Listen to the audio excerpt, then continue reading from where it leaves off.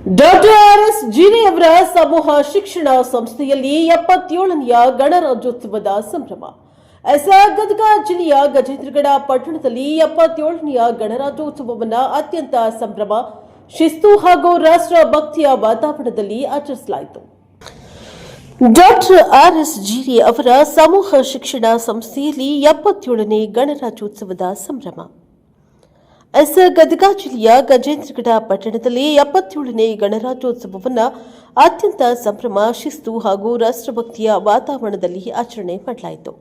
ಈ ಸಂದರ್ಭದಲ್ಲಿ ಪಟ್ಟಣದ ಪ್ರತಿಷ್ಠಿತ ವೈದ್ಯರು ಹಾಗೂ ಸಮೂಹ ಶಿಕ್ಷಣ ಸಂಸ್ಥೆಗಳ ಅಧ್ಯಕ್ಷರಾದ ಡಾಕ್ಟರ್ ರಾಮಶಾಸ್ತ್ರಿ ಜಿ.ಎಸ್. ಜಿರಿ ಅವರು ಮಾತನಾಡಿ, ಭಾರತ ಸಂವಿಧಾನವು ನಮ್ಮ ಸಾಮಾಜಿಕ ಬದುಕಿನ ಭಗವದ್ಗೀತೆ ಇದ್ದಂತೆ. ಇದು ಕೇವಲ ಕಾನೂನು ಗ್ರಂಥವಲ್ಲ, ಬದುಕನ್ನ ಸನ್ಮಾರ್ಗದಲ್ಲಿ ನಡೆಸುವ ಮಾರ್ಗದರ್ಶಿಯಾಗಿದೆ ಎಂದು ಹೇಳಿದ್ದಾರೆ.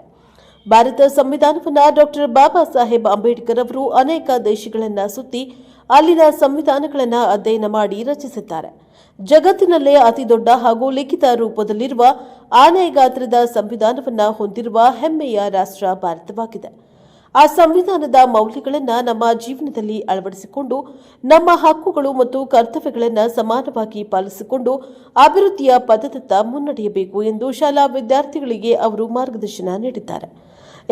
ಈ ಸಂದರ್ಭದಲ್ಲಿ ಶ್ರೀ ಸುಶ್ರುತ ಪ್ಯಾರಾಮೆಡಿಕಲ್ ಕಾಲೇಜು ಪ್ರಾಂಶುಪಾಲರಾದ M V Badiger, Saidatta school of nursing ಹಾಗೂ Tarini institute of nursing science ಗಜೇಂದ್ರಗಡದ ಪ್ರಾಚಾರ್ಯರಾದ doctor Somashekharayya Kalmath, Samarth college of pharmacy ಪ್ರಾಂಶುಪಾಲರಾದ ಯಶವಂತ್ ಕಾಂಬ್ಳೇಕರ್, ಸಾಯಿದತ್ತ ಮಲ್ಟಿ ಸ್ಪೆಷಾಲಿಟಿ ಆಸ್ಪತ್ರೆ ಗಜೇಂದ್ರಗಡದ ಆಡಳಿತಾಧಿಕಾರಿಯಾದ ಶ್ರೀ ಗಿರೀಶ್ ಗೌಡರ್ ಉಪಸ್ಥಿತರಿದ್ದರು. ಕಾರ್ಯಕ್ರಮದಲ್ಲಿ ಉಪನ್ಯಾಸಕರು, ವಿದ್ಯಾರ್ಥಿಗಳು, ಆಸ್ಪತ್ರೆಯ ಸಿಬ್ಬಂದಿಗಳು, ರೋಗಿಗಳು ಹಾಗೂ ಸಾರ್ವಜನಿಕ ನಾಗರಿಕರು ಭಾಗವಹಿಸಿ ರಾಷ್ಟ್ರಧ್ವಜಕ್ಕೆ ಗೌರವವನ್ನು ಸಲ್ಲಿಸಿದ್ದಾರೆ. ದೇಶಭಕ್ತಿ ಘೋಷಣೆಗಳೊಂದಿಗೆ ನಡೆದ ಧ್ವಜಾರೋಹಣ ಕಾರ್ಯಕ್ರಮವು ಅತ್ಯಂತ ಯಶಸ್ವಿಯಾಗಿ ನೆರವೇರಿದೆ. ಬ್ಯೂರೋ ರಿಪೋರ್ಟ್, ಪ್ರಶಾ ಪವರ್ ನ್ಯೂಸ್, ಗಜೇಂದ್ರಗಡ. ಸ್ವತಂತ್ರ ಸಿಕ್ಕ ಮೇಲೆ ಕರುಡು ಪ್ರತಿಯನ್ನ ಯಾರೂ ನಿರ್ಮಾಣ ಮಾಡಲಿಲ್ಲ. BN ರಾವ್ ಅಂತಂದ್ರೆ ಮಂಗಳೂರು ರಾಷ್ಟ್ರಪತಿ, ಅವರು ನಮ್ಮ ಕರುಡು ನೀತಿಯನ್ನು ಜಾರಿಗೆ ಮಾಡಿ ಅದನ್ನು BR ಅಂಬೇಡ್ಕರ್ ಅವ್ರಿಗೆ ಕೊಟ್ಟರು. ಹೆಂಗೆ ಕೊಟ್ಟರು? 49ನೇ ಇಸ್ವಿ ಒಳಗೆ ನಮ್ಮ ಕರ್ನಾಟಕದೊಳಗೆ ಕರುಡು ಪ್ರತಿ ಕೊಟ್ಟರು BR ಅಂಬೇಡ್ಕರ್ ಅವರು.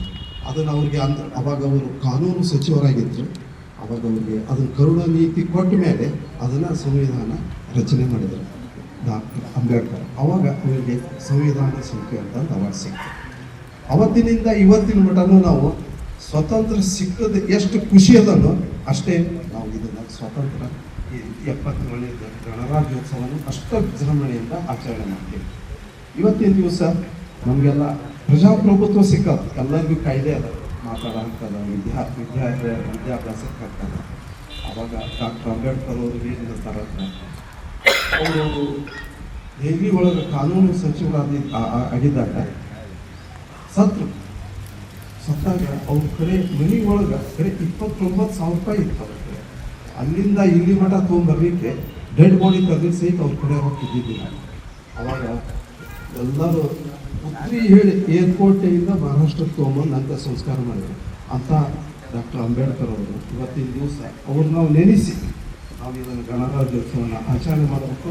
ಎಲ್ಲರೂ ಅವ್ರಿಗೆ ತಮ್ಮ ಮನದಿಂದ ಇವತ್ತು ಅವ್ರಿಗೆ ಹೃದಯ ಸ್ಪರ್ಶಿ ಇವತ್ತು ಅವ್ರಿಗೆ ನಮಸ್ಕಾರ ಮಾಡೋಣ. ಇವತ್ತಿನ ದಿವಸ ನಾವೆಲ್ಲ ದೇಶದೊಳಗೆ ಎಷ್ಟು ಚಂದ ನಿಂತಿರೋದು. ಒಂದೇದು BN ರಾವ್, ನಮ್ಮ ಮಂಗಳೂರವರು, ಅಂಬೇಡ್ಕರ್ ಅವರು, ಇವ್ರು ನೇಮಿಸಿ ಇವತ್ತು ನಾವು 77ನೇ ಗಣರಾಜ್ಯೋತ್ಸವನ ಆಚರಣೆ ಮಾಡೋಣ. ಎಲ್ಲರಿಗೂ ಇವತ್ತಿನ ದಿವಸ ಶುಭೋದಯ ಹೇಳ್ತಾ ನಾನು ಮಾತು ಮುಗಿಸ್ತೀನಿ. ಜೈ ಹಿಂದ್.